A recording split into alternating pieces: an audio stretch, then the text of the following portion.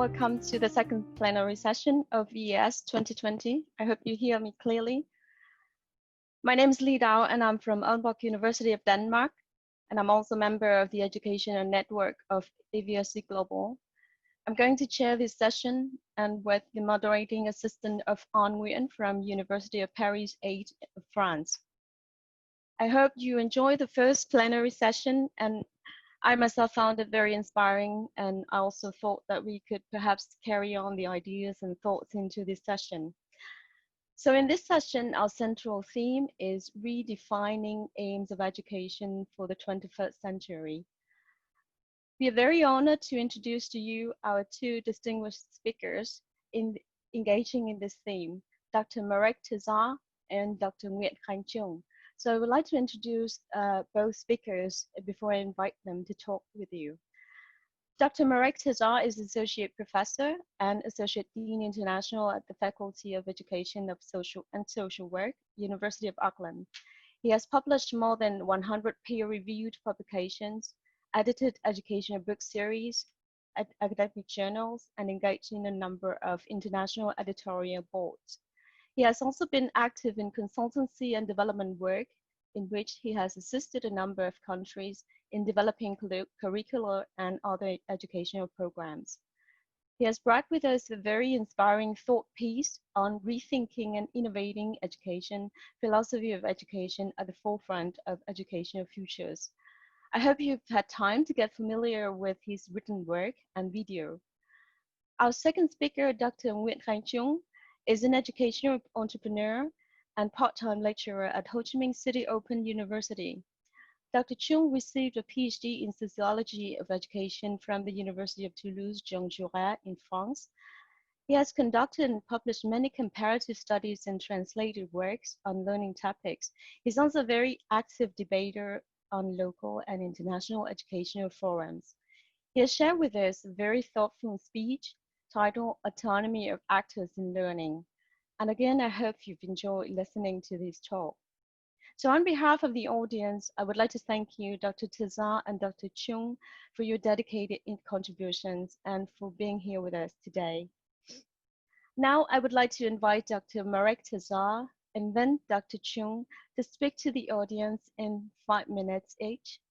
And after that, I will open up the floor for discussion where our speakers will also answer your questions. Dr. Marek Tezar, welcome to you, and the floor is yours now. Kia ora koutou, and thank you so much, Dr. Li Dao, for this wonderful introduction. And it's my huge pleasure and privilege to be here with you. And it's my huge thanks to the whole organizing committee for really adapting and adjusting the wonderful seminar to this, which is supposed to be great gathering in person, but ended up this webinar. I carefully listened to the first plenary session, and I'm really impressed with the ideas and with the thought processes that's been shared. I'm just going to very briefly, just in a couple of minutes, to summarize my my thoughts that I have shared in the video, but also that I have written down and that will be or are published in a journal. I want to talk about the importance of philosophy, and especially philosophy of education, because I strongly believe that now more than ever, philosophy really matters and it's important, but it also matters what kind of philosophy.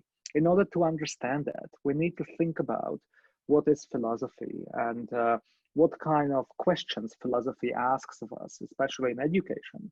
It asks us questions of who we are as a teachers, who we are as a learners. What do we mean by education? What is pedagogy? What curriculum looks like? And we heard some ideas already before. What's the school and what's that space of where we teach and where we learn, and who is a child and what childhood looks like? I mean, these are really big questions to unpack. And what's really important, and what's one of the first key messages that I have, is that there is no one right answer, but these answers to these questions, they matter, and they are produced and they are identified in each culture and in each country and in each setting very differently. Which brings me to the second point. We've been recently really united globally through the online and digital space, and it's really visible now when we are connecting from all around the globe and we are talking here together. Yet we still do need to find answers within ourselves, within our local communities. That's the answer of the philosophy of education as I understand it. And potentially the COVID-19 pandemic, which we do need to talk about because it enhanced and has unleashed particular ideas, has let us understand that what's happening on our local street and in a neighbor's house and in our local cities really matters more, maybe perhaps sometimes even more than globally. We have learned to accept various philosophical ideas, and especially for those of you who are in Southeast Asia, you are very familiar with the Western ideas of philosophy. And I want to trouble that idea that Western philosophy really matters, and that the Western philosophy matters just and only, because I strongly believe that it's indigenous philosophy that will allow us to really, and local philosophies, then on an interface with Western philosophies, in that authentic relationship, will allow us to really understand what education is. But how can we, all of these megatrends that sort of are happening around us and what we were hearing about are really impacting on our view of what is education on child and childhood, on those philosophy of education, on curriculum, on child rearing. And as such, it really matters. How do we think and what kind of image we have of a child? Whether we see the child as a competent, whether we see a child as someone who is innocent or someone who is in need of protection, and all of these different ideas require us to take a different pedagogical and curriculum approaches, and they produce different philosophy. And what I want to say and argue in this in my talk is that local stories matter, our families matter, our children matter, our local schools matter, and that our community matters. If we have learned something over the past couple of months is how local community really support each other and how we can really stand together. How, yes, there are global ideas that we have appropriated and used in our thinking, and we often think that you know, what's around the corner maybe, or what's new or innovative may be better than the old one. However, I would want to argue is that this may not be necessarily the case, because it's very easy to give up our traditional knowledge, our traditional philosophies, but it's really, really hard to reclaim them back once we've been adjusted to the new era. And this new normality that we're currently living in, we often hear that social distancing, physical distancing, and online learning is here to stay. It's a new normality. I want to trouble that idea. There is something new about it, or that is normal. I don't believe either of that. What I do believe, though, is that we need to return back and really understand where we really started the year 2020. We've started year 2020 facing the most important and life-threatening crises of a planetary outlook, of a climate change. We started with the idea that Australia was burning, and we somehow forgot about it in a sense of a virus. So there are key lessons to be learned from the lockdown, and we do need to think about our local philosophies. We do need to think about the climate change, and we do need to think about what is education, who is the learner, what is childhood, and who we are as a people. And I would like to really invite you to have a discussion and debate what it means in our local context and how this kind of thinking can really improve our educational futures. Thank you so much. Thank you, Dr. Marek Tazar, for your excellent summary of your very inspiring thought piece.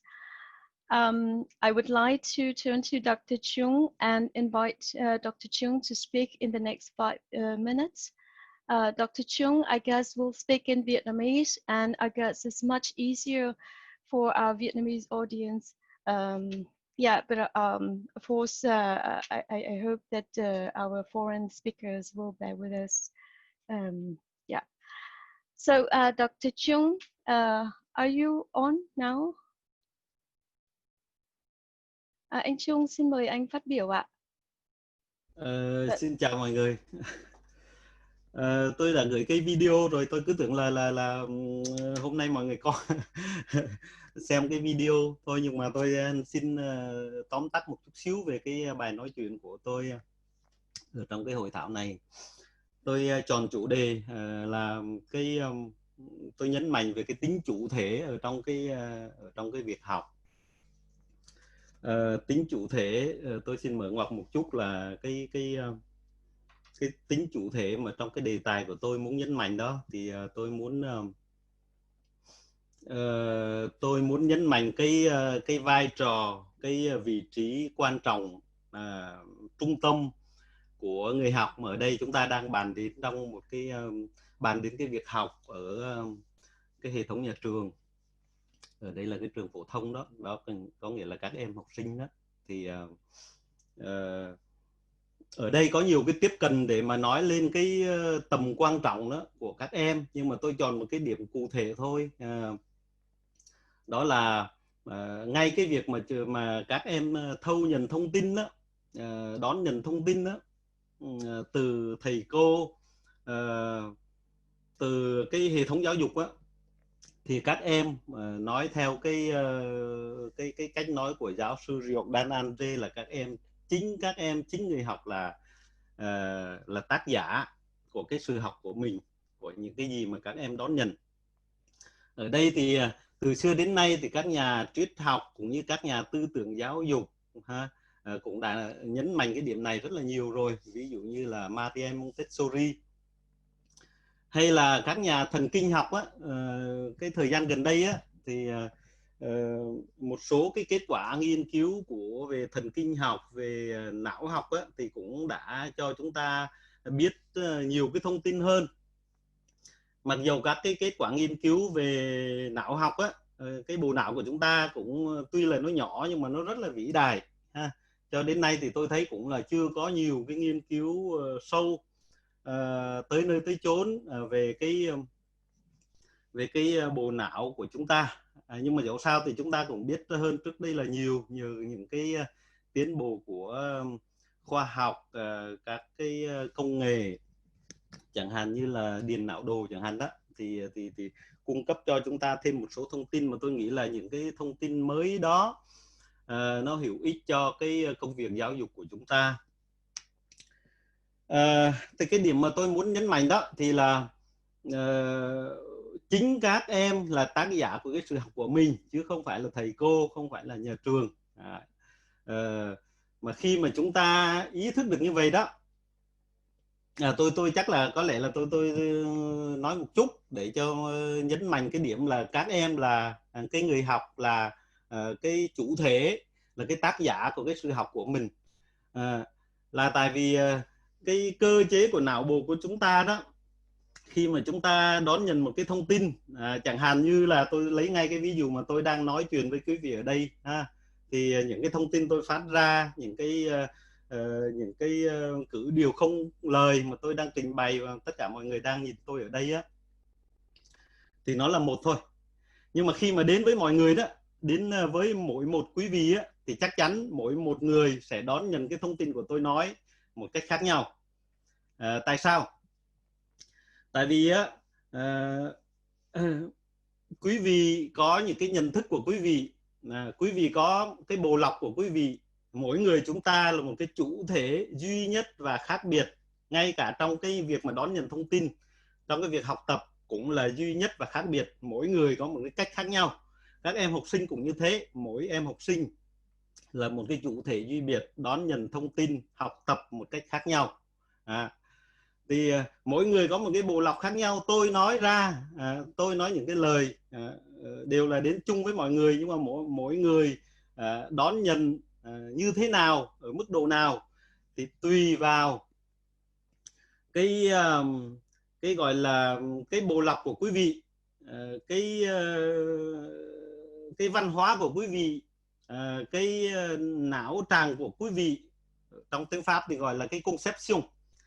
Tùy theo cái quan điểm của quý vị, cái cách nhìn nhận của quý vị. Mà tất cả những cái điều này lại tùy thuộc vô cái quá trình xã hội hóa của quý vị. Cái dân xã hội học của chúng tôi thì gọi là cái quá trình xã hội hóa. quá trình xã hội hóa của quý vị nó lại tùy thuộc vào cái quá trình quý vị được giáo dục từ khi tấm bé ở trong gia đình cho đến cái nhà trường mà quý vị trải qua, cho đến cái công việc của quý vị hiện nay, cho đến cái bối cảnh sống, bối cảnh xã hội hiện nay của quý vị như thế nào. Tất cả những cái điều này nó làm nên cái cách nghĩ, cách nhìn của quý vị, cái bộ lọc của quý vị. Và vì vậy những cái thông tin tôi nói với quý vị thì là quý vị sẽ đón nhận ở mức độ, ở các cái mức độ khác nhau, hiểu có thể một cách khác nhau. Cho Em nên xin phép anh là Khánh Trung ạ. hả? Xin phép anh Khánh Trung, bởi vì thời gian có hạn, bây giờ mình có chuyển sang trao đổi được không ạ? Vâng ạ, nếu như Dạ. vậy thì đó, thì tôi muốn Vâng. chốt lại một cái là khi mà chúng ta biết rằng học sinh, người học là chính là tác giả của cái sự học của mình, của những cái gì mình đón nhận, thì ở trên đó mình thiết kế một cái hệ thống giáo dục, một cái cách giáo dục làm sao mà đặc biệt là chúng ta đang bàn với nhau về cái xây dựng một cái trường học tương lai. Thì tôi nghĩ là nếu mà các nhà làm chính sách chú ý đến cái điểm đó thì các em sẽ được hưởng lợi, và khi mà các em hưởng lợi như vậy thì xã hội cũng phát triển. Tôi xin cảm ơn. Xin hết. Vâng ạ, em cảm ơn anh Khánh Trung ạ. So thank you, Dr. Khánh Trung. Based on his speech on autonomy of active thin learning, he just tried to summarizes the idea, and he talks about the young learner as the autonomous learner who absorbs knowledge through very personalized channels of interpretation. And the learner is unique in terms of his learning needs and capacity, and he's also the author of his own knowledge.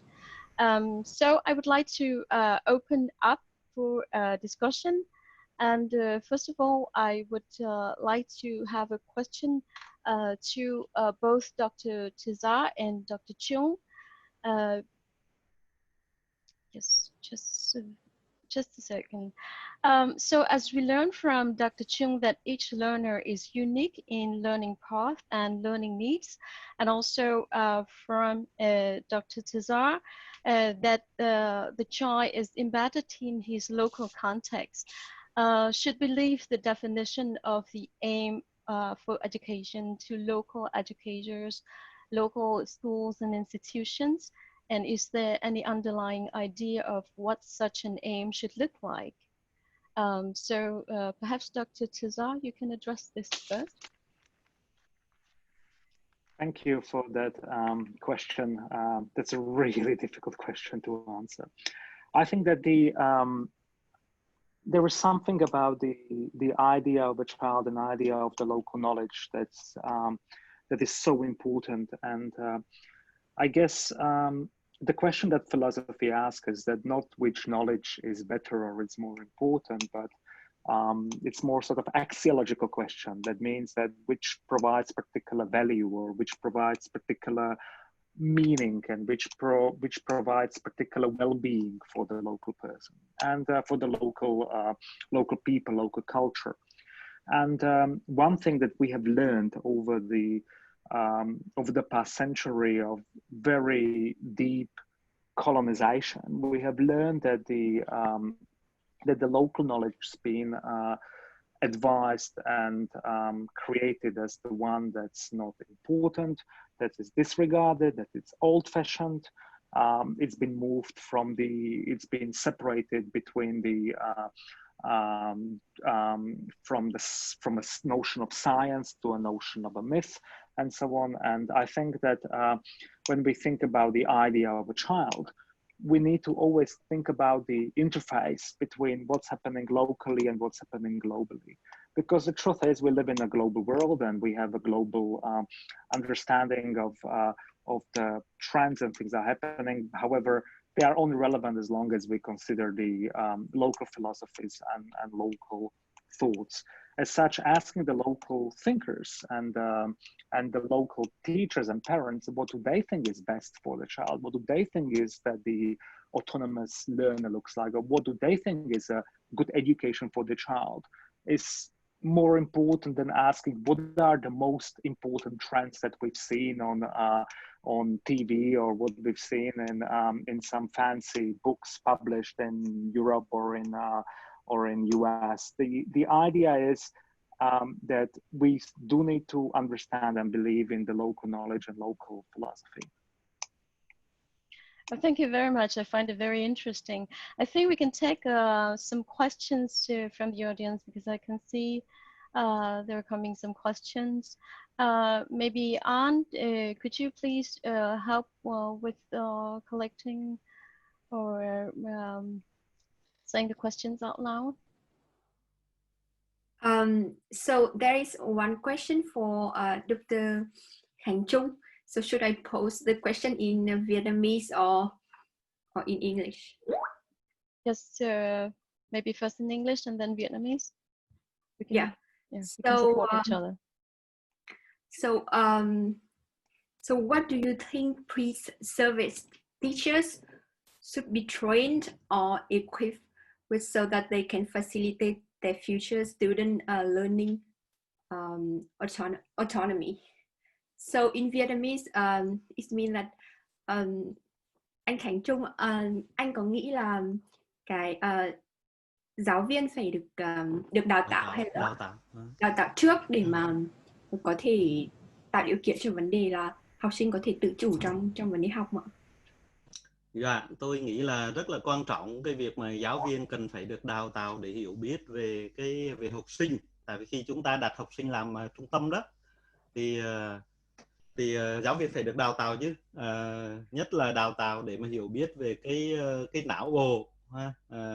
Tại vì như tôi đã nói, cái não bộ rất là quan trọng, cho nên là cái não bộ là cái đường đi bắt buộc cái sự học. Thì tại sao lại giáo viên không được đào tạo để mà hiểu biết về cái não bộ, cái sự khác biệt giữa học sinh, để mà đặt học sinh làm trung tâm?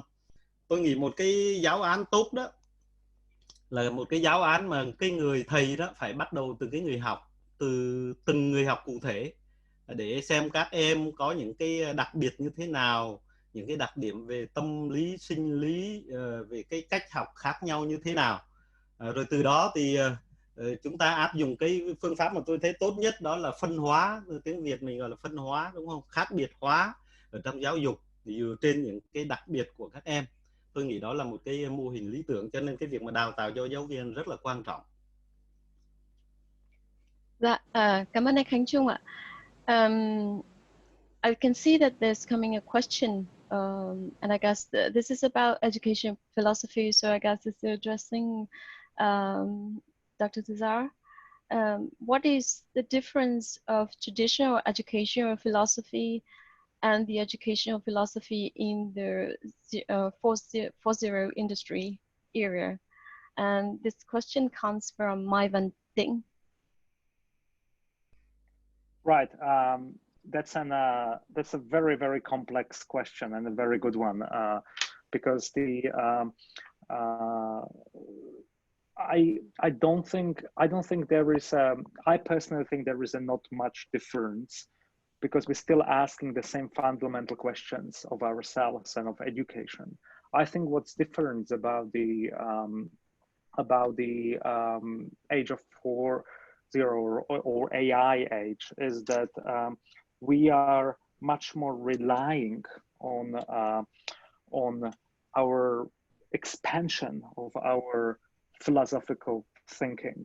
And I think that a lot of philosophers of education, when we discuss technology or when we discuss philosophy 4.0, they see it sort of as a threat to the epistemology and ontology of philosophy of education.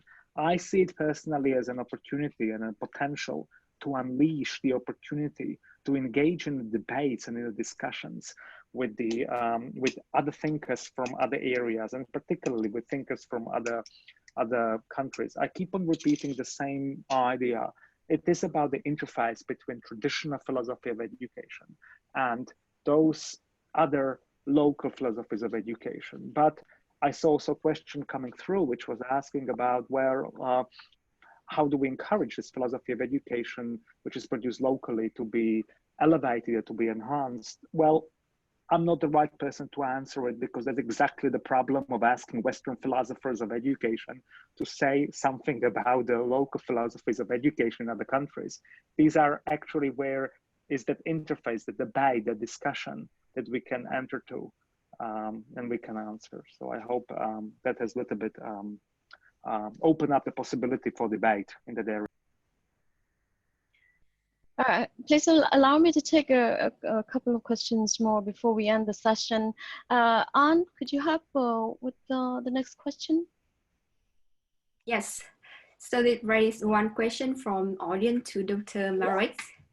So how do you think about the approach to support adults to understand children's voice in non-Western context, in which Confucianism strongly influenced social ideologies? Yeah, that's a very good question. That's a very good question. The question that I would, as a philosopher of education, the question I would ask is, why is it important to elevate and to listen to children's voice? In Western philosophy of education, we took so many centuries of thinking till about 1980s that we realize that children's voice actually matters. And my question is that each country and each context needs to go through its own journey to understand and to answer that question, why it actually matters to listen to children, and who is a child and what the childhood is and how it actually works. How to work with adults is that I think one of the things that we inherently know is what is the ontological positioning of a child, and I think view of a child as not as an ontologically in developing or in waiting to become adult, but seeing the child as an ontologically complete where they at, and seeing them as a partner is inherent in a lot of local philosophies. It's fascinating to read some of the local texts of countries where scholars are asking these questions, how it is actually embedded already in their local text and thinking, but it's been sort of forgotten, and the whole Western scientific discourse has sort of covered over it. So I always say that everything what we do currently globally is an issue of colonization and in particular injustice. Okay, thank you. Thank you for your answer. I think somebody's raising hand. Anne or Andy, could you yes, it's Mr. Cảnh Vinh Lê. Can you open your microphone and welcome to? Okay, so I just want to one idea to share with Marek. Decide about the philosophy of education. I totally agree with you that the philosophy of education seems to be, at least in Vietnam, ignored especially in teacher education programs. So teachers don't know how to use knowledge. And also, when we talk about philosophy of education, it's very complex issue, but I just think about, the epistemology of knowledge, what knowledge means and what learning means. And as far as I know, that most of people talking about learning just restrict the term or the concept in the classroom learning or formal learning. But actually, I think the contemporary cognitive science now recognizes that most of what we consider conscious thought is actually unconscious. So the question here is, as you say, how we help the learners to develop their embodied knowledge through, and because it is, I believe, from the philosophical points of view, and also from the scientific or cognitive perspective, we know that the knowledge that gives the human being the ability to understand the world and also to transform the world is actually through the embodied experience.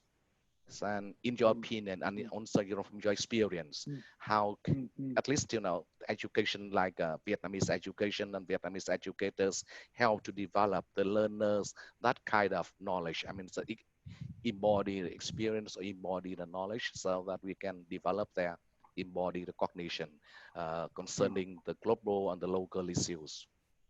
Thank you. Spot on. Thank you so much for that. That's wonderful.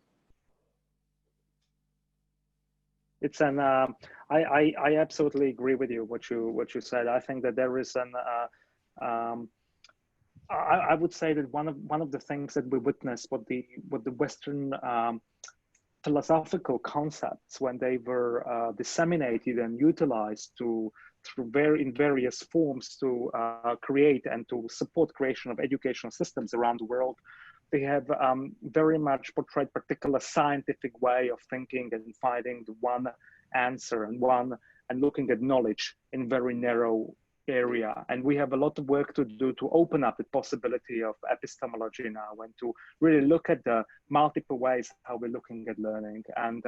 And I do argue that one of the ways is to not to do all the developmental and consultation work in various countries and create curriculums and support people, but really empower people and work together in creating the new knowledge systems. It will also allow for philosophy to return to the education. You have so correctly said that philosophy has disappeared.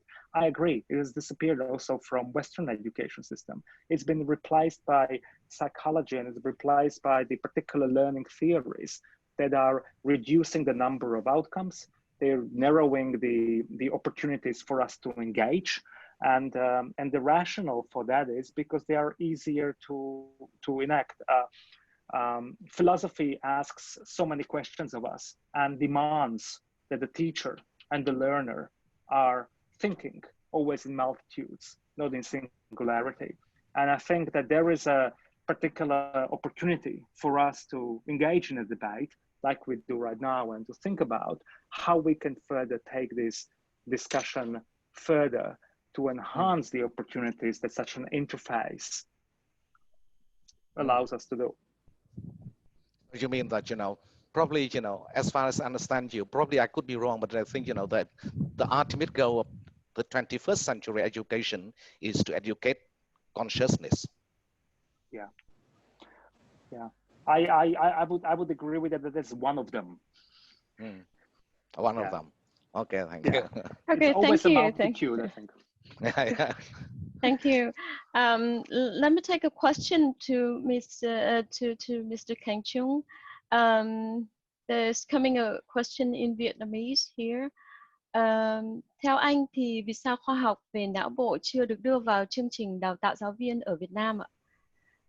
So just to put quickly in English, why has the brain science not been introduced to teacher education in Vietnam? Xin mời anh Khánh Trung ạ.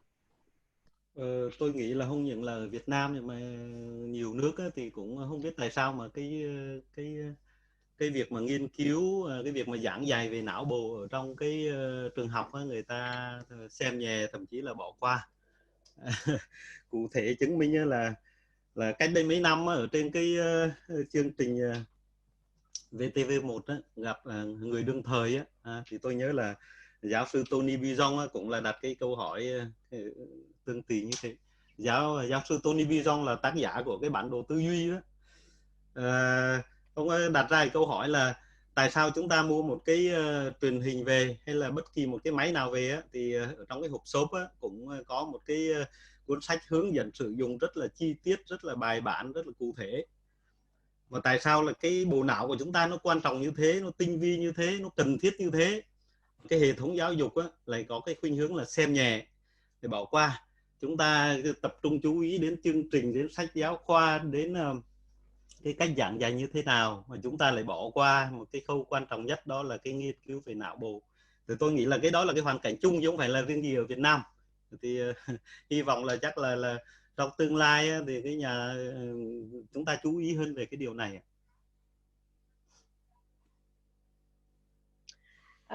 Xin cảm ơn anh Khánh Trung. Em nghĩ là cái thời gian thì có hạn, có lẽ là các câu hỏi sẽ được các diễn giả xử lý tiếp tục ở trong phần Q&A. So I'm afraid the time is limited, but I guess more questions coming in the Q&A. Our speakers can also stay on and type in either the chat box or Q&A box. So I would like to thank you for very thoughtful discussions, and thank you to Dr. Tizar and Dr. Chung for very wonderful engagement. And thanks to all for listening and engaging with the discussion of very classic issues. We always reflect upon philosophical issues on and on, from era to era.